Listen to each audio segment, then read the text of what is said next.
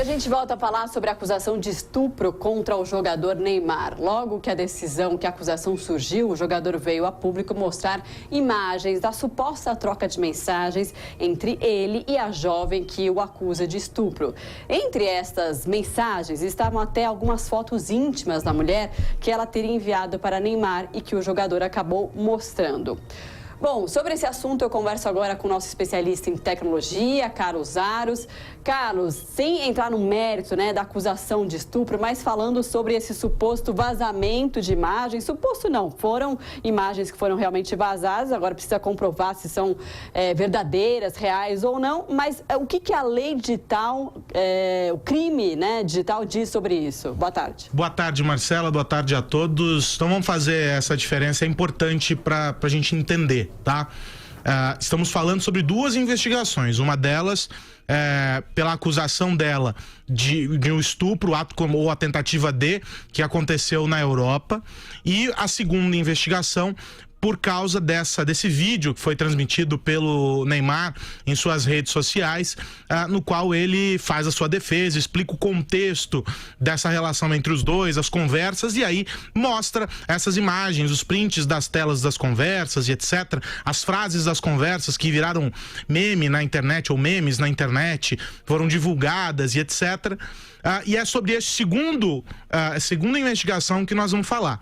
Por quê, Marcela? Porque existe aí um entendimento de que ele vazou essas imagens e acabou expondo essa moça e cometeu um crime que está enquadrado no artigo 281C do Código Penal, que diz o seguinte, eu vou ler para vocês: oferecer, trocar, disponibilizar, transmitir, vender ou expor à venda, distribuir, publicar ou divulgar por qualquer meio, inclusive por meio de comunicação de massa ou sistema de informática ou telemática, fotografia, vídeo ou outro registro audiovisual que contenha cena de estupro ou de estupro de vulnerável, ou que faça apologia ou induza a sua prática, ou sem o consentimento da vítima, cena de sexo, nudez ou pornografia. E é justamente nesse finalzinho que se enquadra essa situação, ou se enquadraria essa situação vivida pelo jogador Neymar. É um crime que prevê pena de prisão de 1 a 5 anos, pode ter aumento dessa pena caso o crime seja praticado por um agente que mantenha ou tenha mantido relação íntima de afeto com a vítima, e por aí vai. Por que eu disse teria relação? Porque eu conversei com alguns advogados especializados em direito digital e o entendimento deles é que não houve a intenção do jogador, quando fez esse vídeo e expôs essas conversas, em fazer essa exposição, ou fazer a apologia, ou induzir a prática do compartilhamento dessas imagens. Ou seja, o objetivo dele ali não era expor os vídeos, as imagens, no sentido de constranger, de humilhar, ou cometer o chamado pornô de vingança, a pornografia de vingança, que é quando alguém que estava em uma relação compartilha na internet essas imagens. No entendimento desses advogados, e um deles é o professor do INSPER, Renato Opsi-Blum, não houve a intenção do jogador, uma vez que as imagens estão borradas, os vídeos não foram executados, os prints estão ali, mas não houve a exposição em excesso daquelas imagens, do conteúdo delas, apenas o contexto. E é justamente por isso que uma perícia foi convocada. Vamos ouvir o Renato Opsi-Blum, Marcela, para a gente entender do que se trata esse trechinho do artigo 281C do Código Penal.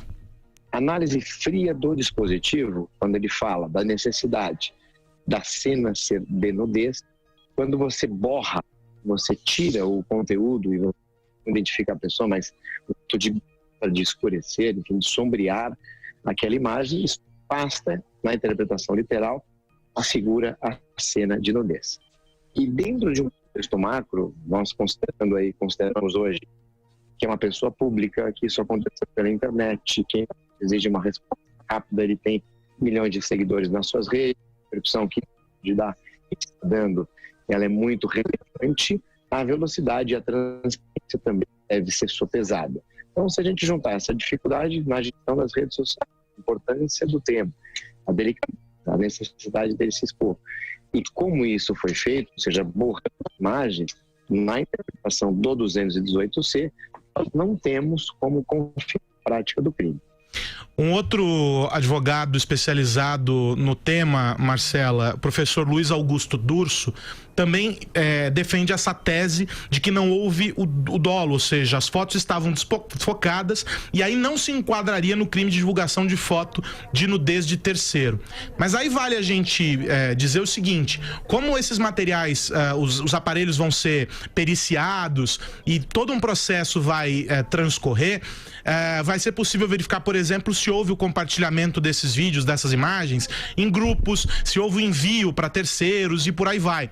E nas duas pontas. Então a gente só vai entender exatamente o que está sendo averiguado ali depois de feita a perícia. Em uma primeira leitura, como houve todo esse expediente de desfoque das imagens, né, da não exibição dos vídeos e etc., se é que há ali nesse processo, não se enquadraria nesse crime. Por que eu fiz essa explicação? E aí vale aqui pra gente entender para casos além desse que envolve o Neymar. Esse artigo foi modificado recentemente, Marcela, para fazer com que os casos de estupro tivessem enquadrados para além daquilo que se diz que é a conjunção carnal. Ainda que não tenha havido nessa segunda investigação, ok? O contato físico entre os dois, que a prática sexual não tenha ocorrido, só o fato de haver alguma relação e o compartilhamento, o envio, a troca e algum uso de relação de força entre os dois, ou seja, um deles ameaçando a divulgação. De novo, não estou dizendo que esse é o caso do Neymar, sim, mas é o que diz a lei, tá? Uhum. Só de ter havido, ou a possibilidade de haver nessa relação entre ambos, ameaça de divulgação dos vídeos por uma das partes, já configuraria esse estupro virtual, como ficou chamada essa lei. É um expediente muito importante que acompanha a evolução tecnológica e as mudanças da sociedade. E é importante um caso desse vir à tona e nos servir de exemplo para que a gente possa tratar do tema, para mostrar para as pessoas que se veem nessa situação, e o pornô de vingança é uma prática muito, muito realizada, e os números mostram que cada vez mais denúncias nesse sentido têm ocorrido, Marcela. Uhum. É importante que as pessoas saibam que a lei existe e que elas estão respaldadas nela para buscar proteção judicial nesses casos. Porque esses crimes, e a gente vai lembrar, né? A internet não esquece. E uma vez compartilhado uma foto, um vídeo, a sua imagem tá manchada, a sua honra tá manchada praticamente de maneira eterna, porque a internet não esquece aquele compartilhamento indefinido. E a lei foi modificada recentemente, em 2018, se não me engano, justamente para garantir essa mudança em benefício das pessoas que são vítimas desses crimes cometidos por meio da internet. Agora, Aros, o próprio Instagram apagou esse vídeo do Neymar, né? Como que o Instagram faz esse tipo de filtro? O Instagram faz esse tipo de filtro, como outras plataformas, por meio de robôs. Então são algoritmos promovendo essa leitura, e também por denúncias. Então pode ser que o vídeo tenha sido denunciado. Vamos entender que o Neymar é uma figura que tem alguns milhões de seguidores na rede social. Esse vídeo denunciado passa por um segundo crivo, e aí nessa segunda leitura eles entendem que há violações dos termos da plataforma.